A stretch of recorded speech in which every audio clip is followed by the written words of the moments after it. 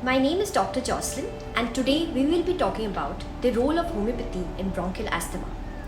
Bronchial asthma is an expression of the body in the form of symptoms like cough, wheezing, difficulty in breathing, vomiting due to an internal hypersensitivity response of the immune system to an allergen. So asthma has to be treated at the root level by correcting the disease at the immunological level. Now we know that asthma is a chronic recurring disease. Hence, it requires a long-term management, and homeopathy has found to be proved to be very, very effective.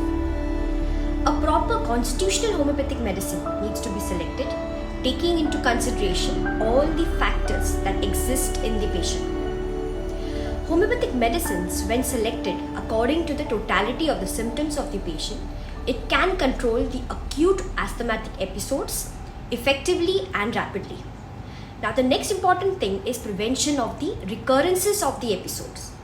Now, homeopathy corrects the body's immune system and hence reduces the body's tendency to catch a cold, a cough, recurrent throat infections. Hence, it helps the individual at an overall level. Now, the commonly prescribed homeopathic medicines are arsenic alb, Spongia tosta, antimonium tart, natrum sulph, Blata orientalis. Now, arsenic alb is the most commonly used medicine. Here we see there is a shortness of breath that gets worse after coughing. There is wheezing and a suffocating cough with a frothy mucus. Now, asthma gets worse around midnight, that is around 12 to 1 a.m. Asthmatic symptoms, which alternates with skin rash or eczema, also may exist. The next one is Spongia tosta. Here, the asthma is associated with shortness of breath and panting. There is a deep, dry, barking, hacking type of a cough. A whistling sound from the chest on inhalation is also seen. The cough is attended with extreme dryness of all the air passages. Warm drinks bring relief from the cough. Now, the next medicine, also very commonly used, is antimonium tart. Now, asthma with difficulty in breathing as if gasping for air is seen.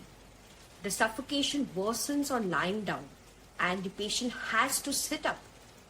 The cough is loose. There is an excessive rattling in the chest.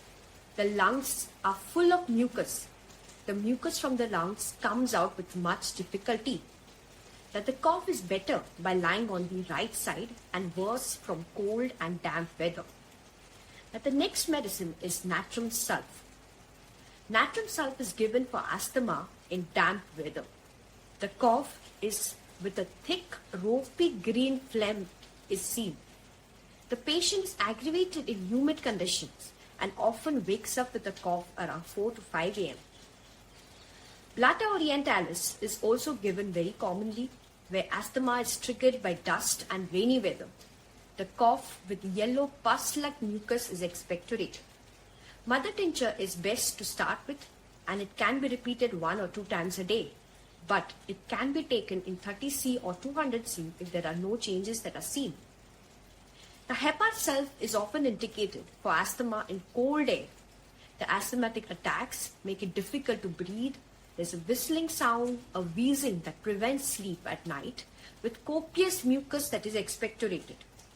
Now, there is a yellowish or a whitish dirty mucus that can be seen. Now, the cough is worst by cold air or draft of air and sometimes early in the morning. Now, ipecac also is used when there is a difficulty in breathing, often ending in vomiting. Repeated attacks of asthma with difficult shortness of breath and gasping for air is seen.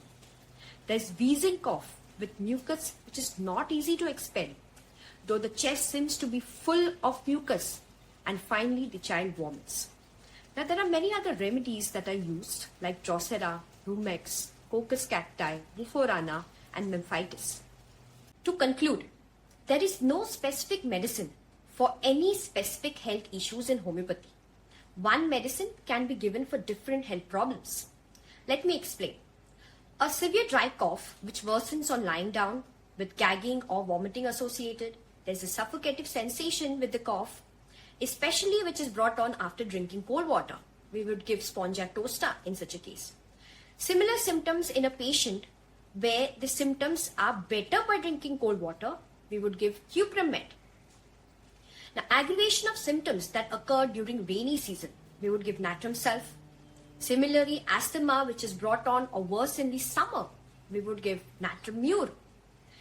Now, in winters, again, symptoms that are aggravated in cold air, it is Hepar Sulph. And in a place as typical as Bangalore, Dulcamera is very commonly used. So again, depending on the modalities, where how the symptoms increase or decrease, the medicines again will change. Let me give you an example. If the asthmatics are better by moving around, we give Rustox or Sapia. If the patients are better by being fanned, it is Carbovage. If the patients are better staying indoors, it is Arsenic Alb. For those who want to be in the open air, it is Dulcamera.